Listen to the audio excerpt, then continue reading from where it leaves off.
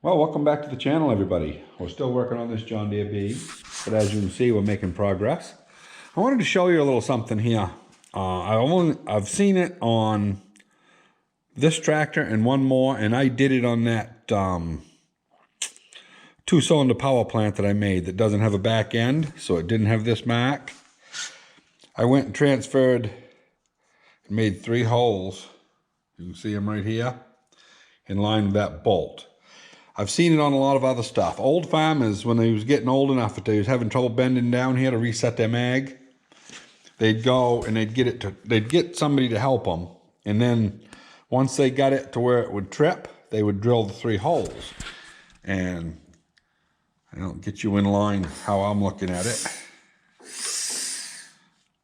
See here if we can show you.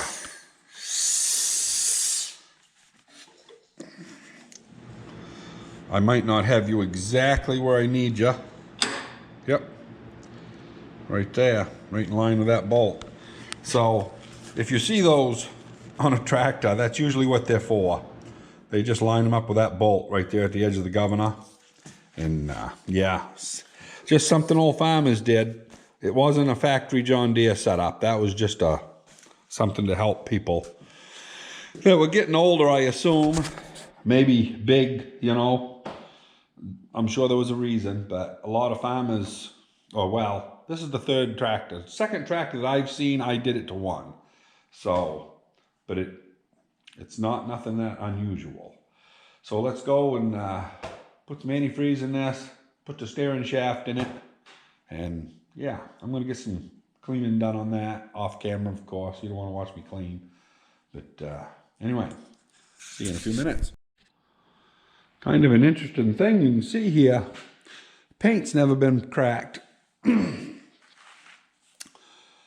And I can't start them. So we'll see here. That one started. Good.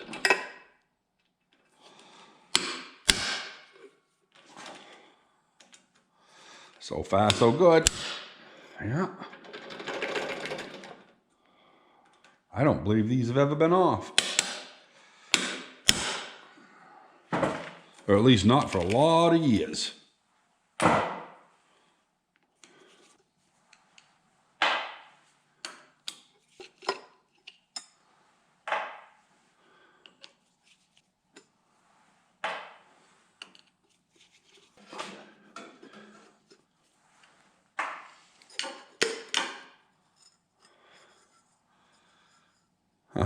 Been a long time. Little rust in there. Yeah, broken gear. That's all right. We're not going to chase it. I'll show you what my problem is here. I don't know if you can see that very last gear sector there. Broke off. When I was just washing up stuff, I happened to look in there and I didn't know if it was a piece of rough casting or not. It was stuck down in the grease. Been there for years. There's that last piece of gear sector. And that's not from just cranking the wheel. That is from hitting something like a rock or something with the front end and it whips the steering wheel out of your hand. When it gets to the end, of course, something's got to give. That's the weak point. So, but I don't see a whole lot of wear in there and it's all the way over and I don't believe it will bind. I think that the other tooth probably will still hold it. And I think you can still use it. So I'm going to go ahead and just get this rust off of here very carefully, sand in that direction so it don't go in. I'll probably hold a rag under it while I clean stuff up. And it's funny, you can see the paint. I really don't know from the factory if this stuff had been off since it was new or not. You really can't tell. You can see that little gray spot there. That's where the tooth's at. And yeah, that ain't had grease in it in a lot of years. Well, this steering box hadn't had lubrication probably for 50 years or more. And it looks pretty good. There's some little bit of scoring, but nothing that I really didn't expect. Bearings look excellent. Very little wear. So we're gonna, I did sand this, so we're gonna slide her up through, see what she does.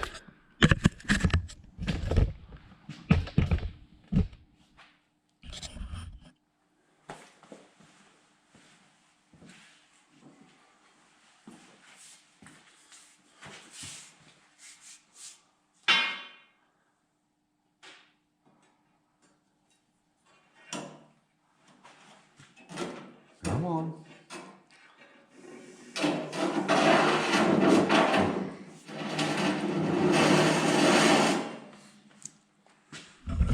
There is a hole up through there.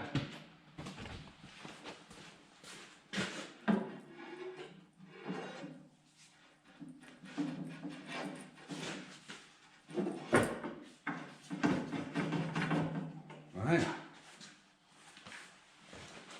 Went right in nice. Whoop. Now we just gotta make a new gasket.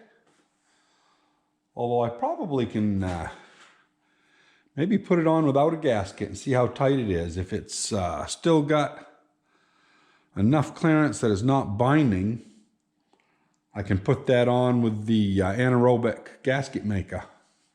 So I'll check that out here and bring you back in a minute. I don't know if you can see that. I pulled that back out and I packed that bearing with grease once I realized everything was going to go together good.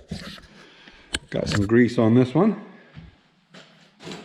So we're going to put it together with no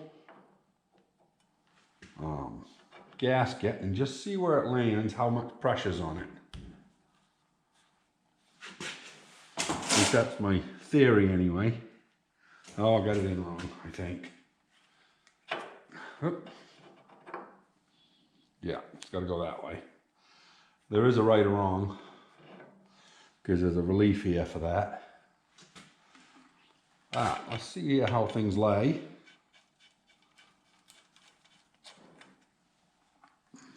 I'm going to put the steering wheel on so we can actually rotate the shaft and feel it. And we'll see how tight this gets. So I'll be back in a minute. Well, I put the steering wheel on off camera so that I could wiggle this, and it needs that gasket. I put the original one on with some anaerobic gasket maker, and there's no play. I got to put the steering wheel on a little further. I lost the key and I ground that one and it starts on, but it still needs a little work.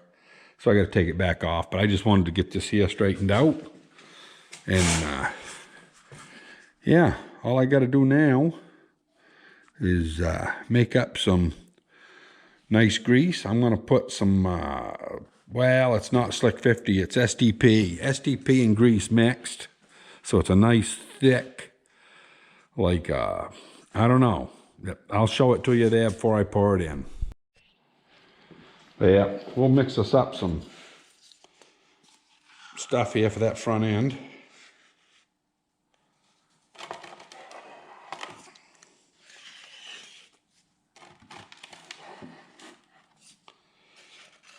About a half a tube is what I think I'm going to need. Which this tube was half empty already, so that'll probably be all right. I can add more to it. This is the same thing as STP. It's just that cheaper stuff. It's thicker than snot, and hopefully this grease is compatible with it. I'm not sure. I've never tried this type of grease, but we'll see how that makes that act. We might have to put in what's left there. There's not a lot there.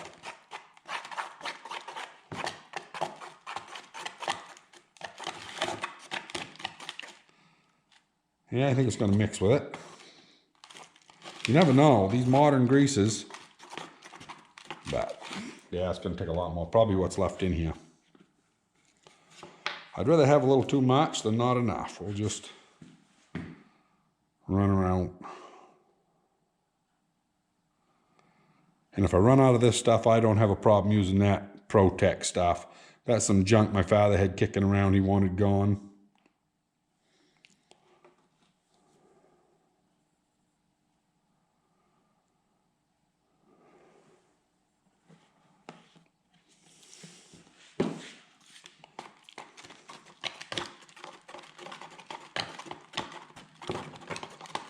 Well, it's getting more fluid all the time, but it's still, it's almost there. You want it so it runs. Let's try some of this stuff here. I got more of that. It's not quite as thick, but it's close.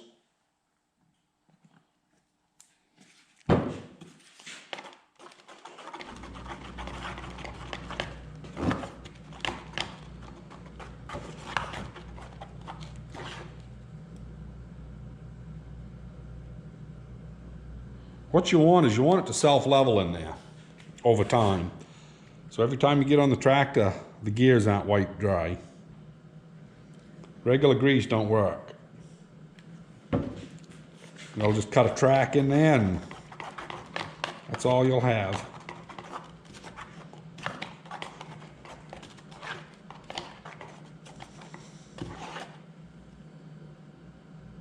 Yeah, it's just about there.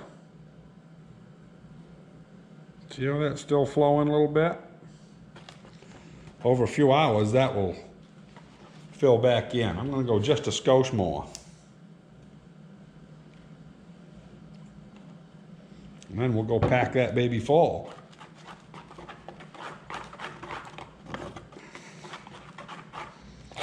Yeah, I like that. That's what I do for them. You could run it a little thicker than that if you wanted. I might have thinned it out more than what some people would, but you see how it flows? Anyway, let's go put her in.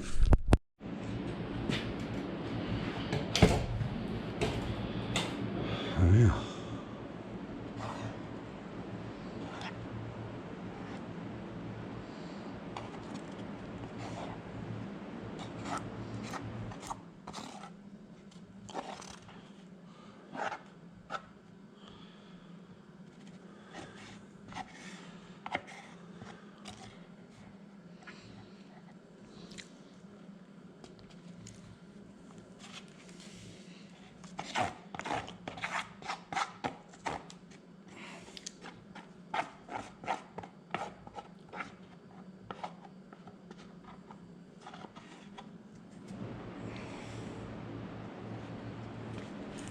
Well, that should be enough.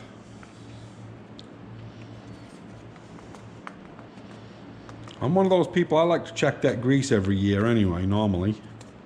If I get the tractor in. That should fill up just about right. Because it's got to work in around the other side of that worm gear.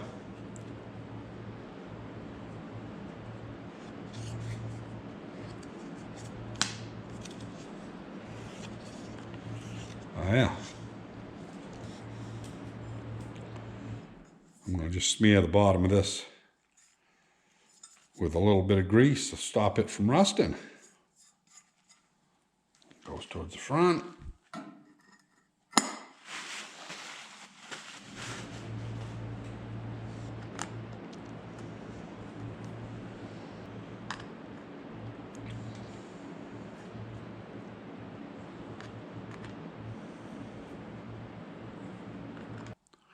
There we go.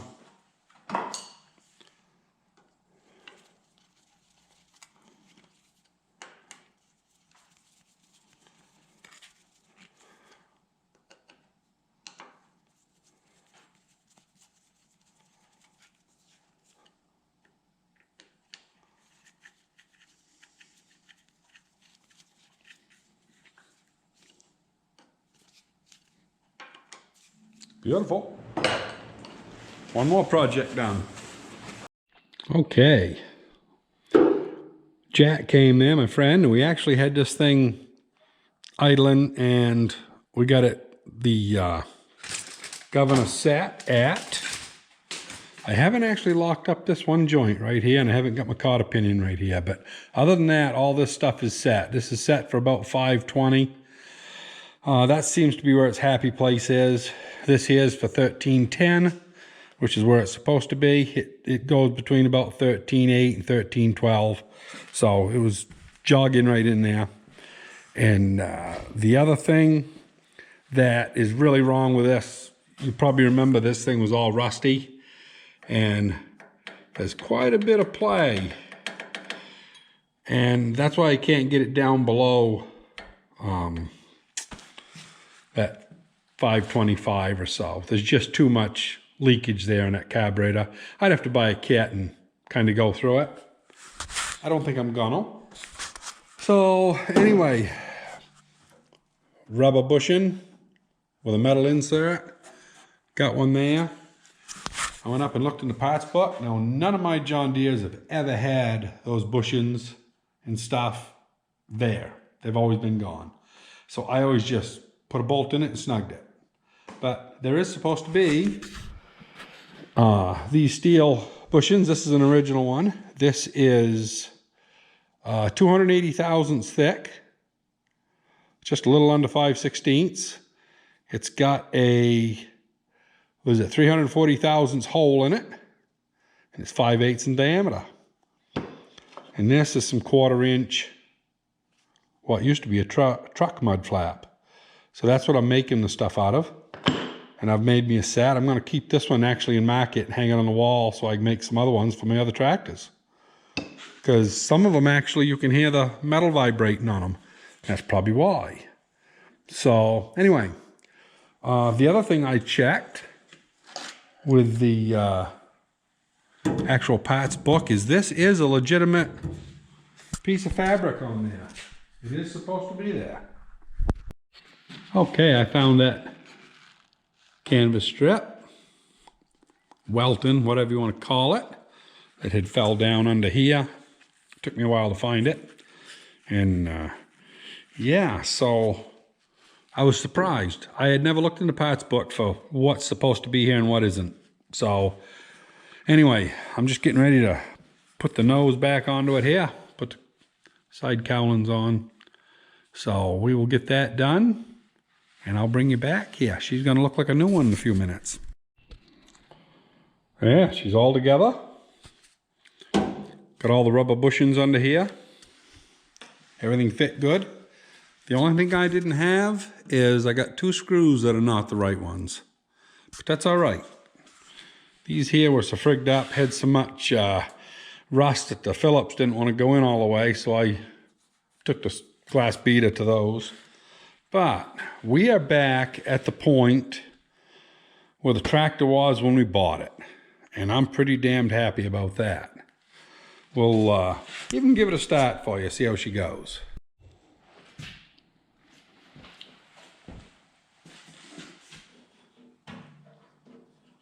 Turn the fuel on.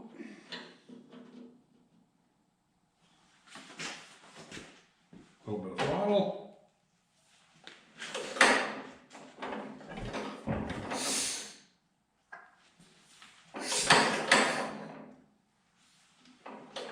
Whoop.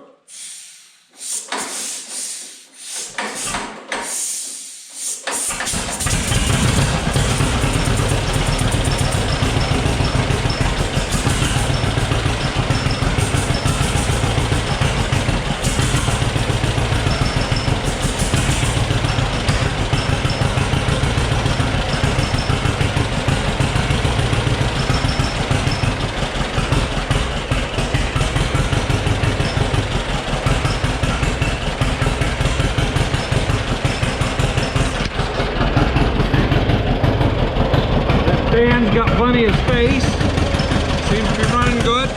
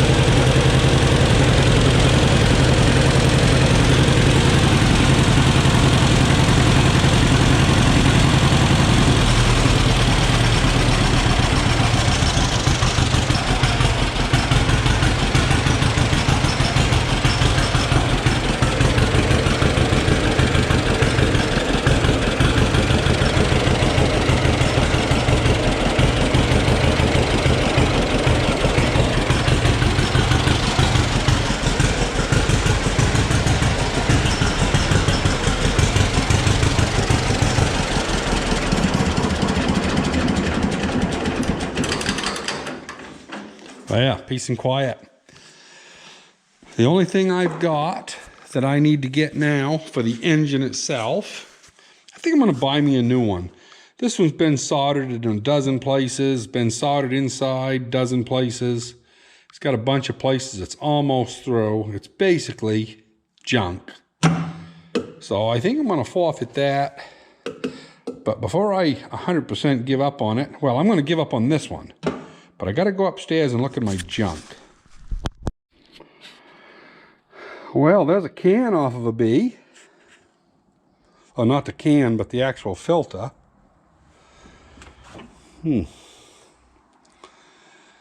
Let's see here. I don't believe I've got one. No. I got a lot of parts kicking around, but I don't have an extra one of those. Well, I guess that's going to be it, everybody. Guess I'm going to call this the end of this video. We'll see you on the next one.